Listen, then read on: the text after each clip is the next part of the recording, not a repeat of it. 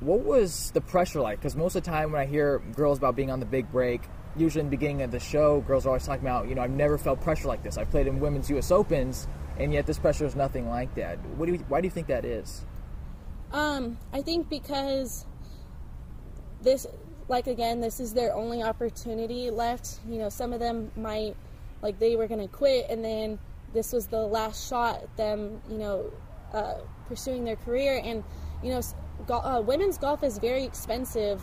I mean, the entry fees are sometimes like half of what the earning is for first place. So it means a lot to people to get that sponsorship and also the money, because women's golf is very expensive. I mean, you're traveling and your expenses, add up to be even more than what you're going to earn sometimes until you make it onto LPGA or, Future Tour. But definitely the mini tours, it's hard to make any money. Whereas in, men's golf, I think the big break's a bigger opportunity for women, because men's golf, they have all these mini tours. They have the Golden State Tour. They have, the Golf Channel Tour. They have all these different tours. So they're not on PGA. They can go on European. They can go on Nationwide. There's so many tours that make enough money to have a living. Well, women's golf, if you're on a mini tour, that's not a lot of money at all. It's not even paying your bills or even your entry fee and cost. So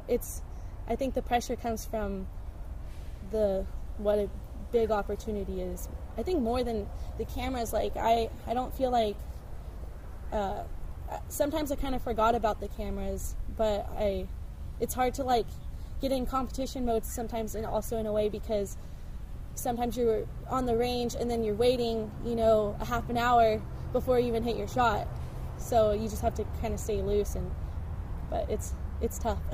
No, I think this is awesome, because it's for me, I call myself PGA Tour driven, and I've never been able to see it from a woman's perspective. For somebody who's trying to get on the LPGA Tour, and I didn't know about, how much more competition there is and how many less opportunities you guys have for mini tours that are going to move you to the LPGA Tour. Because I do know of a lot of great men's tours, National Golf Pro Tour, Golden State Tour around here locally.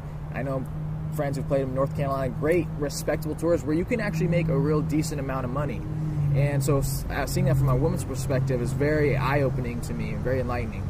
Well, thanks for that. And it's just that, yes, it's harder to get on PGA probably than LPGA, because I guess, there's probably less women trying out for golf, but at the same time, there's less opportunity. So, it's different. Works hand in hand.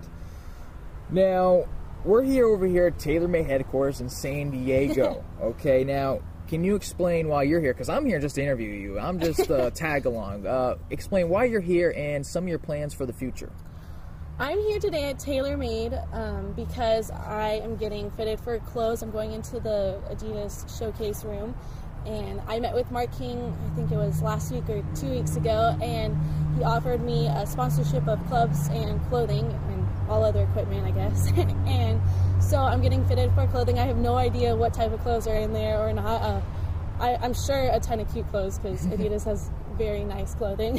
Hopefully there's some type of Adidas dress. That's what I'm hoping, But so I'm here today to get some clothes. Very awesome. And maybe if there's not an Adidas dress, you can put a little, try to work your way in there. Maybe start designing some of my ideas. Exactly. Clothing line one day. You never know. Yes, you never know. Always start small. And what are some of your plans for the future? Are you going to be playing in any tournaments or? May 7th through the 9th is my first tournament. I'm going to get out there early to play a practice round, but I'm playing Ocotillo in Arizona on the Cactus Tour. Yes, again, my cost is going to be more than what I could, even if I get first place, what I could earn. But, it's just for the experience. I'm trying to, gain professional experience. This will be my very first professional tournament, so I'm excited. I guess a little bit nervous just because it's, a first of anything, but I'll get over it. And then my next tournament is the U.S. Open qualifier at Industry Hills, which I've heard is a very tough one. And then I'm also going to be doing a few other mini tour events this summer, and then I'll be doing Q School in September. Awesome. Now, I'm 21 years old. Meghan is 19. I feel like she is like quadrupled everything I've ever achieved in my life. No. All in 1 year, okay? From, high school, college, big break, sponsorship from TaylorMade, now playing, professional golf. And, she's a very humbled girl from knowing Meghan. She's grounded. So I think, like anything in life, she's going to take this one step at a time, learn from every situation, from every tournament, and just keep growing and working on the process, because that's all it is. Your results are only going to show you where you're at and where you need to be. Meghan, how can people follow you and connect with you? Because I know you got a couple websites. Okay, well, my website is meghanhardin.com. I spell my name with an H. It's meghanhardin.com. And then I also have a Twitter account. It's Meghan A. Hardin. And then also my facebook.com/Meghan Hardin Golf.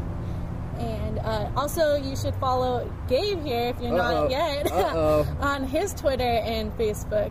I know. I got to get on my Twitter game. Like, Meghan, she's like posting pictures of her at TaylorMade with Mark Keane getting clubs. Like, it's actually entertaining. Like, I follow Meghan because she updates her Twitter a lot. And I'm like, dang, I got to start doing this. This is real good stuff. I'm too addicted to pictures and that Instagram. That's my new obsession lately, is Instagram. Is just fun. I hear that's a lot of people's new addictions. I probably got to hop on the bandwagon. Social media is a huge influence, and being able to connect with new fans and new people. You'll end up not even talking to people. You'll just end up tweeting and Instagramming and socializing that way. Well, as you know, I mean, for being on the big break and, starting to get your own website out and put out videos or tweets, it's like, you'd be surprised. Not a lot of people start contacting you, and it's hard to keep up with everybody and everything. Well, and I actually right now, my mom manages me, but I actually just made my own website myself. I didn't have anyone make it, and my latest video I made myself, and I was just bored one day after it snowed, so I was like, I'm gonna make a video. But pretty much everything I just do myself. I like it. Entrepreneur, got her own website, building her fan base, I'm just learning from the pro here, following your footsteps. I'm trying to follow your footsteps. So, Meghan, I want to say thanks. Go follow Meghan, you guys. Like I said, you're going to wish you knew this girl before she blows up. Facebook, Twitter, meghanhardin.com. Go follow her, check her stuff out. And Meghan, thanks again for doing this interview with me. Yeah, thank you, Gabe. This was a lot of fun. It was a